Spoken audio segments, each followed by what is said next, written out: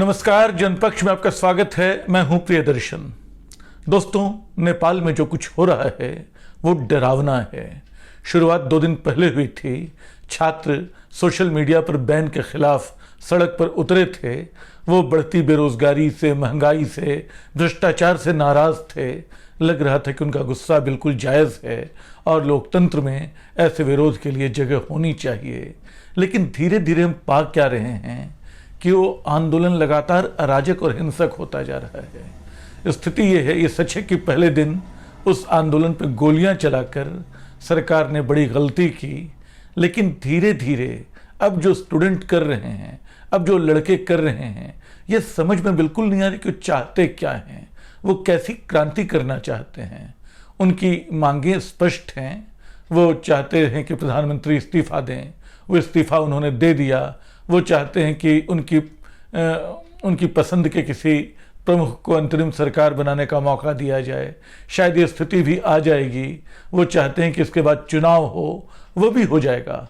लेकिन अभी ये बिल्कुल समझ में नहीं आ रहा है कि वो लगातार इमारतों पर इमारतें क्यों जलाते जा रहे हैं। वो मंत्रियों, पूर्व प्रधानमंत्रियों के घर क्यों जला रहे हैं। एक तो पूर्व प्रधानमंत्री की पत्नी बताया जा रहा है कि घायल हो गई।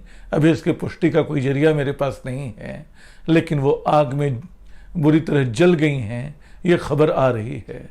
तो नाराज नौजवान जो नेपाल के, चाहते क्या हैं, वो देश के को कौन सी दिशा देना चाहते हैं। क्रांतियों के बारे में एक बड़ी बुरी बात मुझे याद आती है, जो कहा जाता है कि क्रांति सबसे पहले अपने बच्चों को खा जाती है।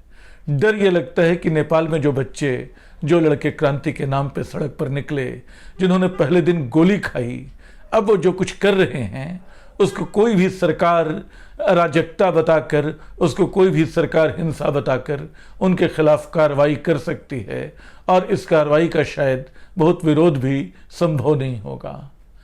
इस पूरे प्रसंग में कई बातें ध्यान देने लायक हैं। पहली बात तो ये कि नेपाल इस स्थिति तक कैसे पहुंचा।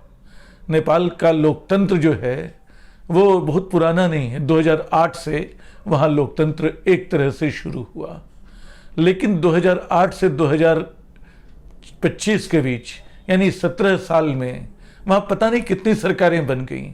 पता नहीं आधा दर्जन से ज़्यादा प्रधानमंत्री बन गए, जिनमें कुछ प्रधानमंत्री तो 2 बार और 3 बार तक बन चुके।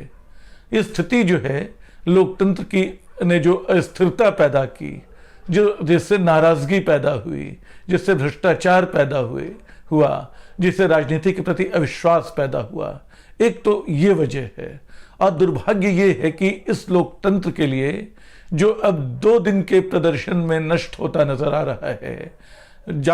नेपाल ने कम से कम कई दशक तक लगातार आंदोलन किया। बहुत बड़ी लड़ाई के बाद नेपाल राजशाही से मुक्त हो पाया और लोकतंत्र के अपने प्रयोग को दोहरा रहा था। वहाँ चुनाव हो रहे थे, गठबंधन सरकारें बन रही थीं।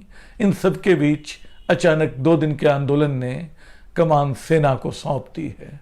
2 सवाल इस बीच और उठ रहे हैं। क्या सेना लगातार बनी रहेगी, और क्या वहाँ ये राजशाही की वापसी की आहट है। क्योंकि ये बात बार बार पहले भी कही जाती रही है। जब भी वहाँ कोई असंतोष पैदा होता है, जब भी वहाँ कोई नाराजगी दिखाई देती है, एक तबका अब भी ऐसा है जिसको मोनार्की याद आती है, अपने सम्राट याद आते हैं, अपना राजा याद आता है। तो ये जो स्थिति है ये अपने आप में बड़ी चिंताजनक है। और अगर पिछले 5 वर्षों से कम समय में भी हम ध्यान दें तो भारत के 3 पड़ोसी देश अपने यहाँ के राष्ट्राध्यक्षों को इसी तरह भागते देख चुके हैं। बांग्लादेश में 1971 के वार वेटरन्स को, जिन्होंने 71 की लड़ाई लड़ी, जिनको आज़ादी जिन्होंने दिलाई बांग्लादेश को पश्चिमी पाकिस्तान से, उस आज़ादी के नायकों को जो पेंशन मिलती थी, जो आरक्षण मिलता था, उस आरक्षण के खिलाफ शुरू हुआ आंदोलन शेख हसीना के खिलाफ ऐसी बड़ी मुहिम में बदल गया जिसकी वजह से उनको देश छोड़कर भागना पड़ गया। आज बांग्लादेश किस हाल में है हम सब जानते हैं। वहाँ लोकतंत्र की बहाली जैसे एक दूर का ख्वाब हो रही है। वहाँ कट्टरपंथी ताकतें हावी हैं सत्ता में, जो कभी भी कुछ कर सकती हैं। इधर हम श्रीलंका में देख चुके हैं कि वो आर्थिक बदहाली के कगार पर कैसे पहुंचा, कैसे वहाँ भी नौजवानों ने प्रदर्शन किया, राजमहल को लूटा।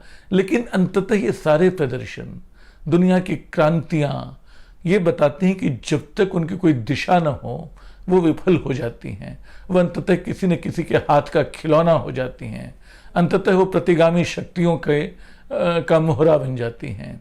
ये चीज़ें हमने आज से नहीं, बहुत बरसों से देखी हैं, सदियों से देखी हैं। और ये सच है कि कोई क्रांति एक बार में पूरी नहीं होती, लेकिन ऐसी क्रांतियों के हमारे पास अनुभव रहे हैं। 1979 की जो ईरानी क्रांति थी, उस क्रांति में 3 तरह की ताकतें शामिल थीं। अमेरिका विरोधी ताकतें भी शामिल थीं, कम्युनिस्ट ताकतें भी शामिल थीं और इस्लामी ताकतें भी शामिल थीं। अंततः पूरे आंदोलन को, उस आंदोलन से हासिल फल को जो ले उड़ा वो वहाँ की कट्टरपंथी ताकतें थीं। वो इस तरह वो हावी हुई वहाँ, आज तक उनसे मुक्ति संभव नहीं हो पाई है। ईरान का ये हाल हम देख रहे हैं। बांग्लादेश बिल्कुल नया उदाहरण है, जहाँ हम देख रहे हैं कि मोहम्मद यूनुस किसी न किसी बहाने सत्ता पर काबिज हैं और उन लोगों को लगातार गिरफ्तार किया जा रहा है जो उनका विरोध कर रहे हैं।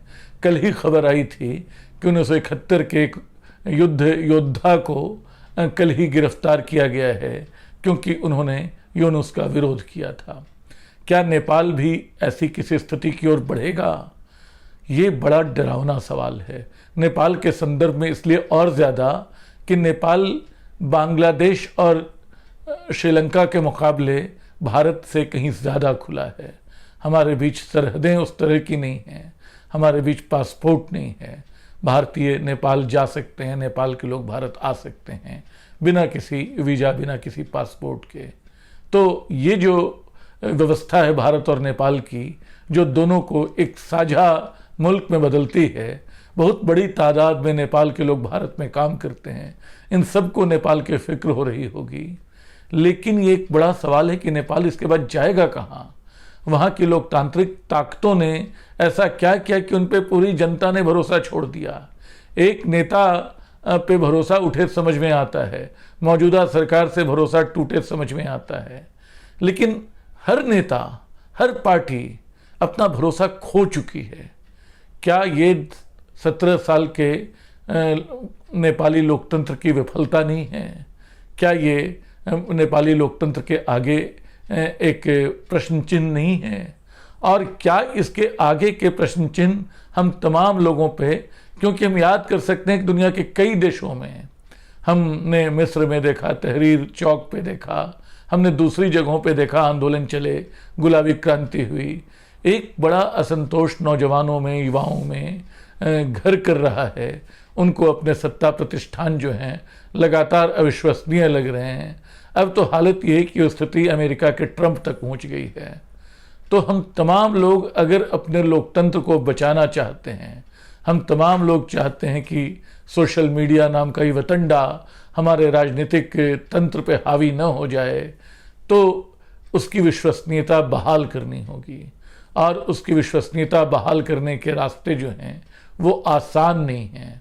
उसके लिए सबसे पहली कुर्बानियाँ नेताओं को देनी होगी, अपने लालच की देनी होगी, अपने पद की देनी होगी और अपनी उस विचारधारा की भी देनी होगी जिससे नफरत पैदा होती है, जिससे हिंसा पैदा होती है, जिससे समाज में दरारें पैदा होती हैं।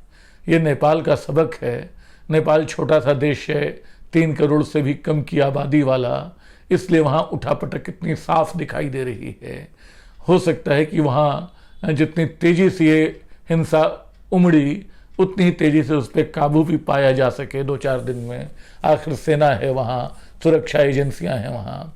लेकिन हम तमाम लोग जो भारत में, जो पाकिस्तान में, जो बांग्लादेश में, जो दक्षिण एशिया के बड़े हिस्से में, जो यूरोप के कई देशों में अपने सत्ता प्रतिष्ठान को कमज़ोर, अविश्वसनीय होता देख रहे हैं, लोकतंत्र विरोधी होता देख रहे हैं, उनको लगता है कि किसी जादुई व्यक्तित्व की उम्मीद में सब कुछ ठीक हो जाएगा उसके आने से, कुछ ये ख्याल आता देख रहे हैं।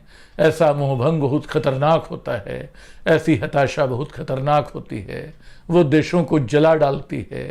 ये हमें नेपाल आज का बता रहा है। इससे हम तमाम लोगों को सावधान रहने की ज़रूरत है।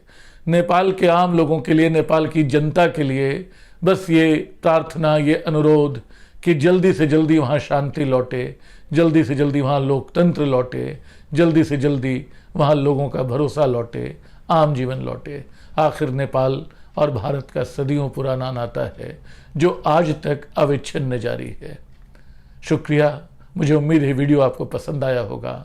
आप अपनी राय हमें ज़रूर दें, इससे संबल मिलता है। फिर बात करते हैं। धन्यवाद।